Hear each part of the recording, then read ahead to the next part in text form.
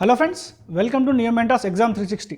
So ఈరోజు మనం discuss చేయబడిన టాపిక్ వచ్చేసి మనకి Lancet study. So Lancet study on the మనకి ఈ టీబీ మీద ఒక రిపోర్ట్ వచ్చిందండి. సో దీన్ని మనం ల్యాన్సెట్ అంటాము. సో ల్యాన్సెట్ అనేది ఒక సైంటిఫిక్ జర్నల్. సో ప్రపంచంలో మెయిన్గా పెద్ద పెద్ద సైంటిస్టులు అందరూ వాళ్ళు చేసినటువంటి క్లినికల్ రీసెర్చ్ డేటా అంతా కూడా మనకి ల్యాన్సెట్ అనేటువంటి ఒక మ్యాగజైన్లో పబ్లిష్ చేస్తారు. సో దీన్నే మనం మెయిన్గా ప్రామాణికంగా తీసుకుంటాము. సో దీనిలో పబ్లిష్ చేసినటువంటి రీసెర్చ్ జర్నల్స్ అన్ని కూడా చాలా క్షుణ్ణంగా పరిశీలించి దీనిలో పబ్లిష్ చేస్తారు. సో వాళ్ళు రీసెంట్గా ఒక స్టడీని రిలీజ్ చేశారండి. భారతదేశంలో టీబీ వ్యాధి మీద వీళ్ళు చేసి ఒక రీసెర్చ్ చేశారు.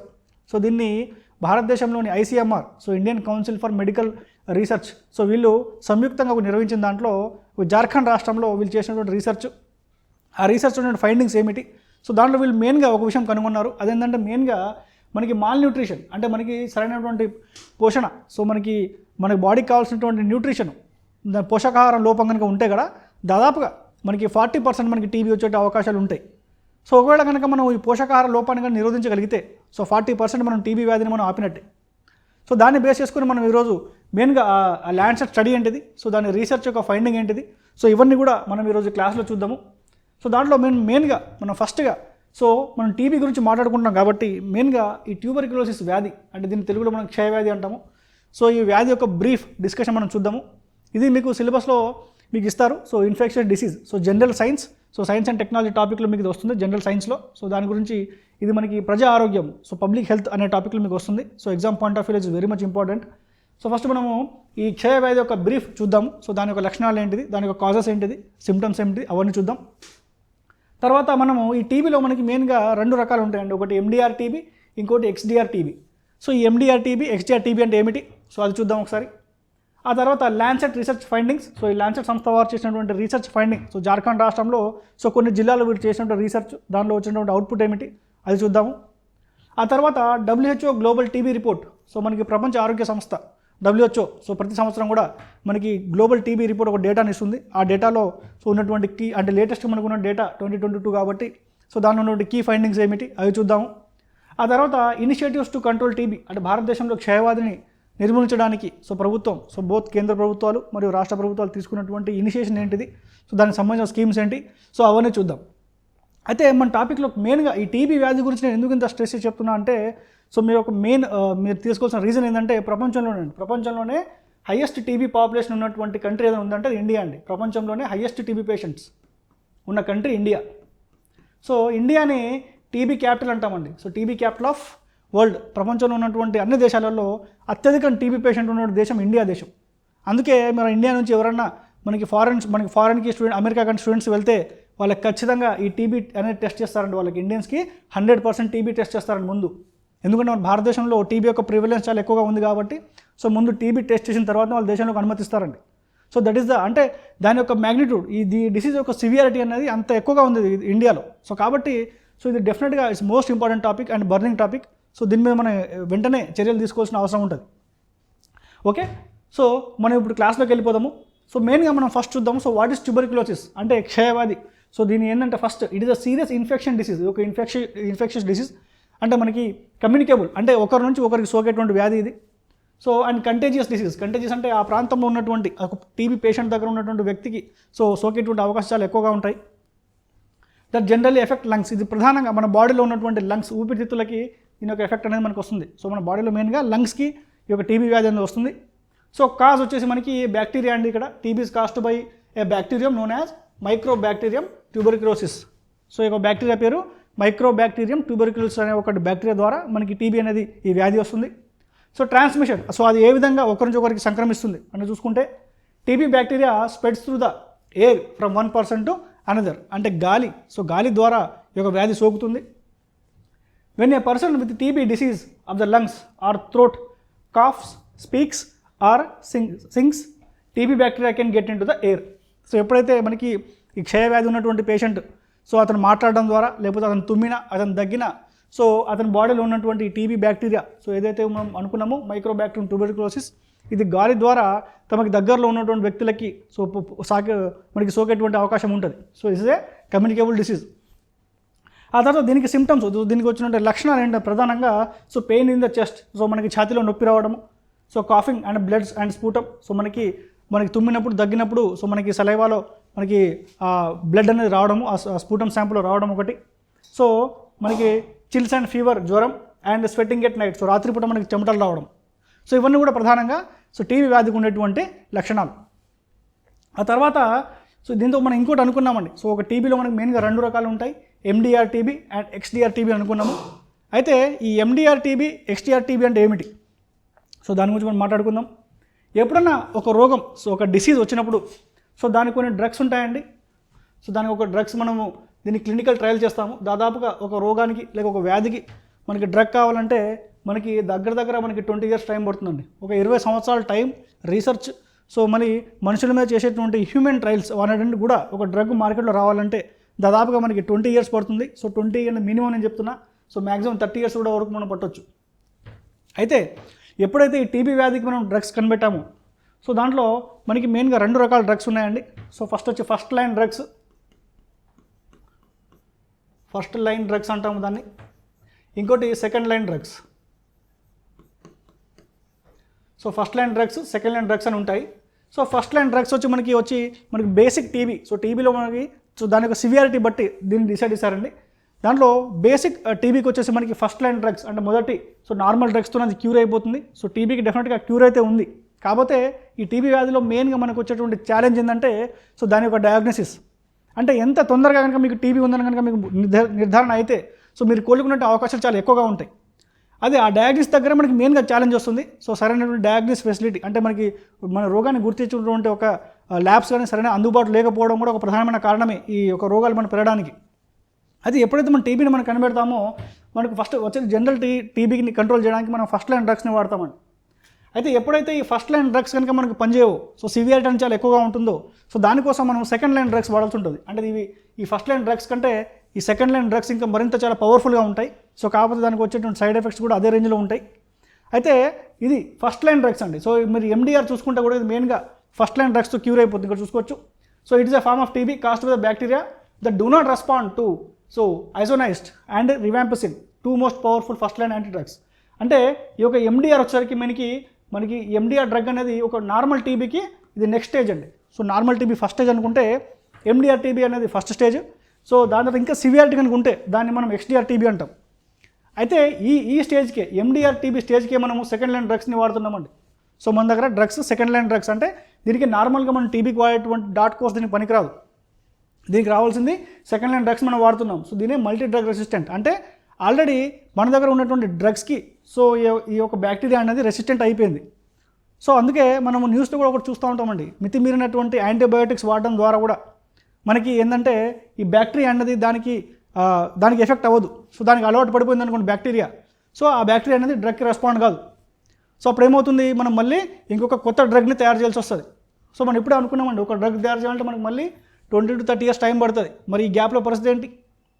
సో కాబట్టి మితిమీరిన యాంటీబయోటిక్స్ వాడడం ద్వారా సో మనకు వచ్చిన మెయిన్ ప్రాబ్లమ్స్లో ఈ MDR and XDR TB. So మీరు చూసుకోవచ్చు ఇక్కడ ఫస్ట్ ఆ లెవెల్ దాటిపోయిన తర్వాత మనకు వచ్చినటువంటి టీబీని ఎండిఆర్ టీబీలోనే మనం ఫస్ట్ లైన్ డ్రగ్స్ని ఆల్రెడీ సెకండ్ లైన్ డ్రగ్స్ని ఇక్కడే వాడేస్తున్నామండి. సో మనం తయారు చేసినటువంటి మ్యాక్సిమం డ్రగ్ దీనికి ఎండిఆర్ టీబీ వరకే. So it's a form of TB treatable curable using second line drugs.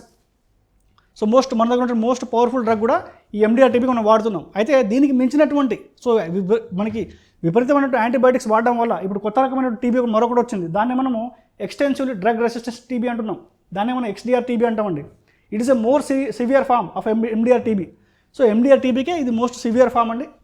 So it is caused by the bacteria that do not respond to the most effective second line drugs. అంటే ఇది second line డ్రగ్స్కి ఇప్పుడు కాస్త ఇది మనకి react అయినా కూడా ఇది ఎక్స్డిఆర్ టీబీ అన్నది మనకి పూర్తిగా సెకండ్ లైన్ డ్రగ్స్ కూడా రియాక్ట్ కాదు. ఇప్పుడు దీనికోసం మళ్ళీ మనం మరొక కొత్త మందునైతే కనిపెట్టాలి. సో ఇక్కడ ఏంటంటే so often leaving patients without any further treatment options. అంటే ఎక్స్డిఆర్ టీబీ వచ్చినట్టు పేషెంట్స్కి ఇంకా ట్రీట్మెంట్ ఆప్షన్స్ అనేది లేవండి. సో వీళ్ళకి మనం మెయిన్గా ఉన్న ఎగ్జిస్టింగ్ డ్రగ్స్ ఇచ్చి సో వాళ్ళ యొక్క లైఫ్ టైం అంటే వాళ్ళు బతికేటువంటి సమయాన్ని కొంతవరకు పెంచవచ్చు. సో వాళ్ళకి కొంత ఉపశమనం ఇవ్వచ్చు. కానీ ఈ ఎక్స్డిఆర్ టీబీ వస్తే కనుక వాళ్ళకి కంప్లీట్గా క్యూర్ అనేది లేదు. So this is about MDR TB and XDR TB. ఆ తర్వాత status of TB in India. So భారతదేశంలో సో టీబీ యొక్క పరిస్థితి ఏంటి? సో దాని యొక్క డేటా ఇక్కడ చూస్తే కనుక most of the TB statistics in India are collected by the government.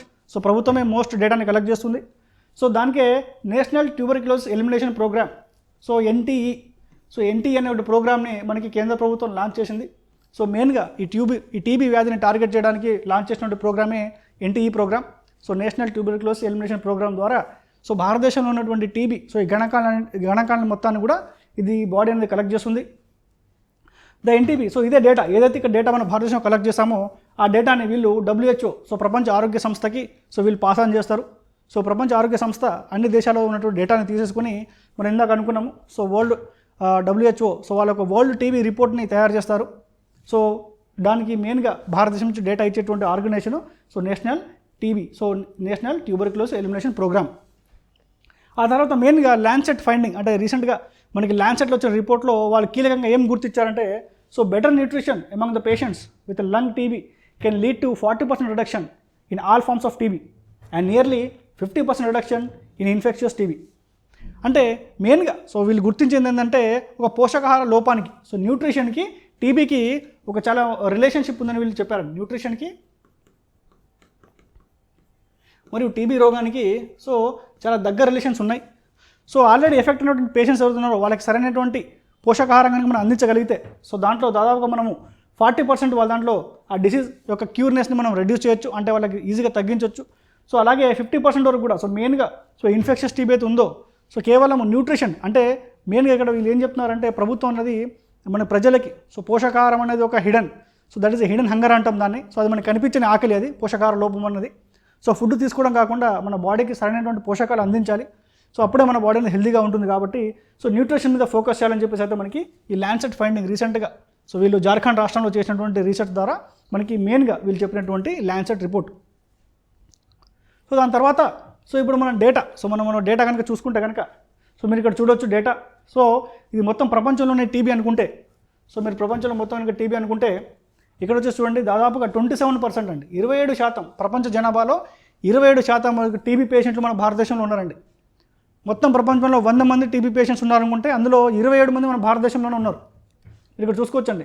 మొత్తం అంటే చైనాలో 9% ఉన్నారు, సో ఇండోనేషియాలో 8%, సో ఫిలిప్పీన్స్లో 6%, పాకిస్తాన్లో 6%, నైజీరియా 6%, బంగ్లాదేశ్ 4%, సౌత్ ఆఫ్రికా 3% అనుకుంటే సో మిగిలిన మొత్తం ప్రపంచం కూడా 33%.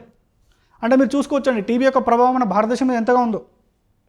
మీరు ఇక్కడ చూడొచ్చు total number of people in the world suffering TB, అంటే ప్రపంచం మొత్తంలో ప్రస్తుతానికి దగ్గర 1 కోటి మందికి టీబీ వ్యాధి ఉంటే అందులో మన భారతదేశానికి చెందిన వాళ్ళు దాదాపు 27 లక్షల మంది ఉన్నారండి. So this is very huge number. So కాబట్టి అర్జెంటుగా సో దీని మీద మనం ప్రజలకు అవేర్నెస్ కల్పించాలి. సో డయాగ్నోసిస్ ఏదైతే మనకి దీంట్లో ఛాలెంజెస్ ఉన్నాయో సో ఎందుకు ఈ వ్యాధిని మనం తొందరగా గుర్తించలేకపోతున్నాం, సో దాని మీద అర్జెంటుగా వర్క్ చేయాల్సి ఉంటుంది. సో మన పబ్లిక్ హెల్త్ అయితే ఉందో దాన్ని స్ట్రెంథెన్ చేయాల్సిన అవసరం ఉంటుంది, దాన్ని బలపరచాలి. సో అదేవిధంగా మనం ఈ ఇండియాలో కనుక టీబీ కేసులు చూసుకుంటే కూడా ఇక్కడ డేటా ఇచ్చాను మీకు చూడండి. సో మనకి 19 నుంచి కూడా చూసుకుంటే సో 2019లో మనకి ఇక్కడ 2.4 మిలియన్ కేసెస్ వచ్చాయి టీబీలో. సో మనకి 2.4 అంటే దాదాపుగా మనకి 2 లక్షల నుంచి. ఆ తర్వాత 2023లో చూస్తే కనుక ఇది 2.4 మనం తగ్గినా కూడా సో మనకి మళ్ళీ ఇక్కడ దగ్గర 2.4 మిలియన్ కేసెస్ టీబీ వచ్చాయండి. అంటే దగ్గర ఇప్పుడు మనకి 25 నుంచి 30 లక్షల మంది టీబీ పేషెంట్ మన భారతదేశంలో ఉన్నారు ఒక అంచనా. సో 2023 వరకు. సో ఇది మనకు డేటా వచ్చి చూసుకుంటే కూడా సో ఇక్కడ మీరు చూడచ్చు. అందుకే నేను ఇంతకుముందు మీకు చెప్పాను so India is the TB capital of the world అని. సో ప్రపంచంలో ఉన్నటువంటి అత్యధికమైన టీబీ రోగులు మన భారతదేశంలోనే ఉన్నారని చెప్పడానికి సో ఒక డేటాను మీకు చూపించే ప్రయత్నం చేశాను. తర్వాత మనము ఈ గ్లోబల్ టీబీ రిపోర్ట్, అంటే ప్రపంచంలోనే ఉన్నటువంటి టీబీ రిపోర్ట్ని WHO సో మనకి ఆరోగ్య సంస్థ అనేది విడుదల చేస్తుంది. సో లేటెస్ట్ రిపోర్ట్ వచ్చేసి మనకి 2022లో ఉంది. సో దీనిలో ఉన్నటువంటి ఫైండింగ్స్ ఏంటని మనం ఇప్పుడు చూద్దాము. అందులో India's TB incidence for the year of 2021 is 210. అంటే దాదాపుగా 210 మందికి మనకి టీబీ వచ్చే అవకాశం ఉంది 2021లో మనకి చూసుకుంటే. దేనికి మనకి 100,000 సో 1,00,000 మందికి, సో ప్రతి 1,00,000 మందికి దాదాపుగా 210 మెంబర్స్కి టీబీ వచ్చే అవకాశం ఉంది ఎప్పుడు 2021లో. ఓకే, సో ఇది 18% వరకు తగ్గింది. సో టీబీ అనేది మనకి డిక్రీజ్ అవుతుంది ట్రెండ్ల ప్రకారం, but still we are the number 1 country. అంటే తీవ్రత అనేది ఉంది, అంటే తగ్గుదల కూడా ఉంది, కాకపోయినా తీవ్రత కూడా అంతే శాతంగా ఉంది. కాబట్టి సో ఇది ఒక ఇంపార్టెంట్ మనకి ఫైండింగ్స్ మనకి ఈ రిపోర్ట్లో ఇచ్చారు. అదేవిధంగా India is the largest burden of world's TB with estimated economic cost of 100 million. So దాదాపుగా భారతదేశంలో ఉన్నటువంటి వ్యక్తులు, అంటే భారతదేశంలో ఉన్నటువంటి ప్రభుత్వం కానీ వ్యక్తులు కానీ వాళ్ళందరూ కలిసి దాదాపుగా మనకి ఈ యొక్క వ్యాధి మీద 100 మిలియన్ అంటే $100 మిలియన్ డబ్బుల్ని ఖర్చు చేస్తూ ఉన్నారు ప్రతి సంవత్సరం. So it's very huge number అండి. సో మనకి అవుట్ ఆఫ్ పాకెట్ ఎక్స్పెండిచర్ అంటే జేబుల నుంచి మన ఆరోగ్యం కోసం సో దాదాపుగా సో $100 మిలియన్ అనేది ఖర్చు చేస్తూ ఉన్నారు. ఆ తర్వాత టీబీ కేసెస్ మెయిన్గా మనకి 5 రిస్క్ ఫ్యాక్టర్లు, సో 5 కేసెస్ మీద డిపెండ్ అయి ఉంటుంది మెయిన్గా. అదేంటంటే అండర్ నౌరిష్మెంట్ అంటే సరైనటువంటి పోషకాహారం తీసుకోలేకపోవడము, సో పోషకాహార లోపం ఒకటి.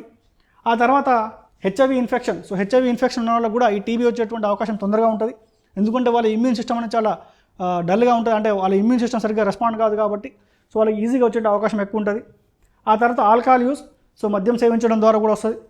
Smoking and diabetes, so smoking, so పొగ త్రాగడం, సో ఇవన్నీ కూడా మెయిన్ కారణాలు సో భారతదేశంలో టీబీ రావడానికి. ఆ తర్వాత దీనికి మెయిన్గా మనకి దీనికి ట్రీట్మెంట్ వచ్చేసి ప్రజెంట్ సో మనకి WHO రికమెండ్ చేసినటువంటి కోర్స్ అండ్ ఇండియాలో ఇప్పుడు టీబీకి వాడేటువంటి కోర్స్ పేరు డాట్ కోర్స్ అండి. మీరు పేరు వినే ఉంటారు, దాన్ని మనం డాట్స్ అంటాం. సో మీకు ఎగ్జామ్ కూడా అడిగే అవకాశం ఉంటుంది, డాట్స్ కోర్స్ ఏ వ్యాధికి వాడతారని చెప్పి. సో డాట్స్ అంటే ఇక్కడ ఫుల్ ఫామ్ వచ్చేసి ఇక్కడ మనకి డైరెక్ట్లీ అబ్జర్వబుల్ ట్రీట్మెంట్ అని ఉంటుంది ఒకటి. So directly observable treatment short course దీని ఒక ఫుల్ ఫామ్. సో దీంట్లో మనకి మెయిన్గా ఈ ట్రీట్మెంట్ వచ్చేసి 6 to 8 months అంటే 6 నుంచి 8 నెలల వ్యవధిలో ఈ ట్రీట్మెంట్ ఇస్తారండి. సో ఈ ట్రీట్మెంట్లో మెయిన్గా మనకు ఉన్నటువంటి పేషెంట్స్ సో ఆయన ఒక ప్రాపర్ హెల్త్ కేర్ అంటే ఒక డాక్టర్ కానీ లేకపోతే ఈ వ్యాధి మీద అవగాహన ఉన్నటువంటి ఒక ఎక్స్పర్ట్ కింద వాళ్ళ యొక్క పర్యవేక్షణలో వాళ్ళని ఉంచుతారు. 6 నుంచి 8 నెలల వరకు వాళ్ళకి మనకు ఉన్నటువంటి డ్రగ్స్ని కూడా వాళ్ళకి కంటిన్యూస్గా మానిటర్ చేస్తూ ఉంటారండి. సో దాన్ని మనం డాట్ కోర్స్ అంటాము. ఈ డాట్ కోర్స్లోనే ప్రజెంట్ మన భారతదేశంలో కానీ లేకపోతే ప్రపంచంలో WHO ఆమోదించినటువంటి ఒక మన ట్రీట్మెంట్ ఒక విధానం అది. సో భారతదేశంలో కూడా ప్రజెంట్ మనం ఈ టీబీ ట్రీట్మెంట్కి ఈ డాట్స్ విధానాన్ని మనం కూడా అనుసరిస్తూ ఉన్నాం. ఆ తర్వాత అసలు ఛాలెంజ్ ఏంటిది అంటే భారతదేశంలో మనకి దాదాపుగా మనం అనుకున్న 30 లక్షల మంది టీబీ పేషెంట్స్ ఉన్నారండి. సో అయితే ఎందుకు మరీ ఇంత డేటా అంటే ఎక్కువ మంది ఎందుకు దీని బారిన పడుతున్నారు? సో ఈ వ్యాధి గుర్తించడానికి మెయిన్గా ఛాలెంజెస్ ఏంటి? సో ఎక్కడ ఇబ్బంది పడుతున్నారు, ఎందుకు ఈ వ్యాధిని గుర్తించలేకపోతున్నారంటే మీరు ఇక్కడ చూడొచ్చండి, poor primary health care infrastructure అంటే ఊర్లలో మనకి PHCs ఉంటాయి. సో ప్రైమరీ మనకి పట్టణ ఆరోగ్య కేంద్రాలు, గ్రామీణ ఆరోగ్య కేంద్రాలు ఉంటాయి. అందులో మనకి సరైనటువంటి ఫెసిలిటీస్ లేకపోవడము, అంటే వ్యాధిని గుర్తించినటువంటి డయాగ్నోస్ స్పూటమ్ టెస్టింగ్ ల్యాబ్స్ కూడా లేకపోవడము. సో ఈ వ్యాధి మీద సరైన అవగాహన ఉన్నటువంటి పర్సనల్స్ అంటే డాక్టర్స్ అక్కడ లేకపోవడం ఒకటి. ఆ తర్వాత unregulated private health care leading to wide spread irrational use of first line and second line anti TB drugs. అంటే మెయిన్గా ప్రైవేట్ హాస్పిటల్స్లో మనకి ఈ టీబీ డ్రగ్స్ సో వాళ్ళని ప్రాపర్గా డయాగ్నోస్ చేయకముందే అతనికి MDR టీబీ ఉందా, XDR టీబీ ఉందా, లేకపోతే నార్మల్ టీబీ ఉందా అని చెప్పేసి పూర్తిగా వాళ్ళు అవగాహన చేయకముందే ఈ టీబీలో ఉన్నటువంటి డ్రగ్స్ని వాళ్ళు చాలా ఇష్టం వచ్చినట్టుగా ప్రిస్క్రైబ్ చేయడము సో వాళ్ళ బెనిఫిట్ కోసము. అదేవిధంగా మల్టీ డ్రగ్ రెసిస్టెంట్ టీబీ అంటే మనకి యాంటీబయోటిక్స్. సో ఇప్పుడు మనం ఫీవర్ వచ్చిందనుకోండి హాస్పిటల్కి వెళ్తే సో మనకి 10 యాంటీబయోటిక్స్ రాస్తాడు. సో ఈ యాంటీబయాటిక్స్ విపరీతంగా రావడం వల్ల మనకి ఏంటంటే మనకు ఉన్నటువంటి ఎగ్జిస్టింగ్ డ్రగ్స్ సో ప్రజెంట్ ఉన్నటువంటి డ్రగ్స్ కూడా సో మన బాడీ మీద పనిచేయడం మానేస్తాయి. అప్పుడు ఏమవుతుందంటే ఆ బ్యాక్టీరియా ఎప్పుడైతే రెసిస్టెంట్ అయిపోతుందో మనకి ఇప్పుడు ఉన్నటువంటి డ్రగ్స్ పనికి రావండి. దానికోసం మళ్ళీ ఒక కొత్త డ్రగ్ని డెవలప్ చేయాలి, అంటే మళ్ళీ 30 సంవత్సరాలు ఆగాలి. అప్పటికి కూడా ఆ డ్రగ్ సక్సెస్ అయితే గ్యారంటీ లేదు. 30 years తర్వాత కూడా మన డ్రగ్ అది ఇప్పుడు ట్రయల్స్ సక్సెస్ అవుతామని మనకు గ్యారంటీ లేదు. సో కాబట్టి విపరీతంగా యాంటీబయాటిక్స్ వాడడము. సో ఈ మెయిన్గా ప్రైవేట్ హాస్పిటల్లో వాళ్ళ లాభాన్ని దృష్టిలో పెట్టుకుని ఇష్టం వచ్చినట్టుగా ఈ డ్రగ్స్ అని రాయడం కూడా ఒక కారణమని మనం చెప్పుకోవచ్చు. ఆ తర్వాత ల్యాక్ ఆఫ్ అవేర్నెస్, చాలామందికి కూడా మన భారతదేశంలో ఈ క్షయవ్యాధి ఈ టీబీ వ్యాధి యొక్క సంబంధించినటువంటి అవేర్నెస్ లేదు. సో అది కూడా ఒక కారణమే. సో ఇవన్నీ మెయిన్గా ప్రధాన కారణాలు. సో ఈ కారణాల వల్లే మనకి ఇంత సంఖ్యలో మనకి టీబీ పేషెంట్స్ అని ఇండియాలో ఉన్నారు. So measures taken by the India to eradicate TB. So టీబీని మనకి ఎరాడికేట్ చేయడానికి ప్రభుత్వం ఎటువంటి మనకి మెజర్స్ తీసుకుందని చూసుకుంటే కూడా అందులో మెయిన్గా ఫస్ట్ వచ్చేసి మనకి NTEP so national tuberculosis elimination programme. So ఇందులో మనకి మెయిన్గా 2025 వరకు టార్గెట్ పెట్టుకున్నారండి. సో 2025 వరకు మెయిన్గా టీబీని ఇండియాలో ఎరాడికేట్ చేయాలి, అంటే కంప్లీట్గా టీబీ ముక్త దేశంగా సో తీసుకోవాలని ఒక లక్ష్యాన్ని అయితే పెట్టుకున్నారు. అదేవిధంగా నిక్షయ్ పోషణ్ యోజన. సో మనం ఇంతకుముందు మాట్లాడుకున్నాం. సో మనకి పోషకాహార లోపం ఒకటి మెయిన్ ఫ్యాక్టర్ ఈ టీబీ వ్యాధి రావడంలో. సో ఆ పోషకాహారాన్ని అందించడానికి ఆ పేషెంట్లకి సో సరైనటువంటి ఆహారాన్ని అందించడానికి ఒక స్కీమ్ తీసుకొచ్చారండి. దాన్ని మనము నిక్షయ్ పోషణ్ యోజన అంటామండి. Nikshay Poshan Yojana NPY. So it helps to meet the nutritional requirements of TB patients. So ఎవరైతే టీబీ పేషెంట్స్ ఉన్నారో సో వాళ్ళకి సరైనటువంటి ఫుడ్ సో వాళ్ళ టైంలో అందుబాటులో వాళ్ళకి కావాల్సినటువంటి పోషకాహారం మొత్తాన్ని కూడా ఈ స్కీమ్ ద్వారా వాళ్ళకి కొంచెం డబ్బు రూపంలో కానీ లేకపోతే వాళ్ళకి ఫుడ్ రూపంలో కానీ అందజేయడం జరుగుతుందండి. సో అంతా కూడా మనకి ఈ నిక్షయ్ పోషణ్ యోజన ద్వారా అందిస్తారు. సో చివరిగా లాస్ట్గా మనకు వచ్చేసి సో ప్రధానమంత్రి టీబీ ముక్త భారత్ అభియాన్. సో ఇందులో మనకి ఒక క్యాంపెయిన్ ఇచ్చారండి. మనకు ఒక మెయిన్గా ప్రజల్లోకి మెయిన్గా అవేర్నెస్, సో ప్రజలకి దీని గురించి మన అవగాహన కల్పించడానికి ఒక ట్యాగ్ లైన్ని తీసుకున్నారు. అదే టీబీ హారేగా దేశ్ జీతేగా. ఓకే, టీబీ హారేగా దేశ్ జీతేగా అనేటువంటి ఒక క్యాంపెయిన్ తీసుకొచ్చారండి మన ప్రధానమంత్రి ఆధ్వర్యంలో. సో దీనిలో మెయిన్గా ఏం చేస్తారంటే to bring together all community stake holders to support those on TB treatment. So దీనిలో ఈ క్యాంపెయిన్ని సో మెయిన్గా దీనికి ఉద్దేశం ఏంటంటే సో ఈ టీబీ పేషెంట్ల మీద పనిచేసేటువంటి డాక్టర్లు, సో దీనిలో ఉన్నటువంటి పేషెంట్లు, అదేవిధంగా మనకు కొన్ని స్వచ్ఛంద సంస్థలు అంటే ఎన్జిఓస్ కూడా పనిచేస్తుంటాయి. సో వాటన్నిటిని కూడా ఒక తాటని తీసుకొచ్చి సో వాళ్ళని ఒక దగ్గర తీసుకొచ్చి ఒక మిషన్ మోడ్ లాగా సో ఈ టీబీ ప్రోగ్రామ్ని అంటే ఈ టీబీ యొక్క దీని యొక్క డెన్సిటీని అంటే దీని యొక్క తీవ్రతను తగ్గించడానికి సో పేషెంట్లకు అందుబాటులో ఉండడానికి మనకి తీసుకొచ్చినటువంటి స్కీమే సో ప్రధానమంత్రి టీబీ ముక్త భారత్ అభియాన్. సో దీని క్యాంపెయిన్ వచ్చేసి టీబీ హారేగా దేశ్ జీతేగా అనేటువంటి క్యాంపెయిన్ తీసుకొచ్చారు. సో ఇది మెయిన్గా మనకి టీబీలో ఉన్నటువంటి సో దీనికి సంబంధించినటువంటి క్లాస్. సో లాస్ట్ మనం మెజర్స్ అని కూడా మనం డిస్కస్ చేసుకున్నాము. సో ఈరోజుకి ఇంతే. సో నెక్స్ట్ మనం మళ్ళీ ఇంకొక టాపిక్తోని సో ఇంకో క్లాస్లో కలుద్దాం. సో అంతవరకు చలో. So thank you very much.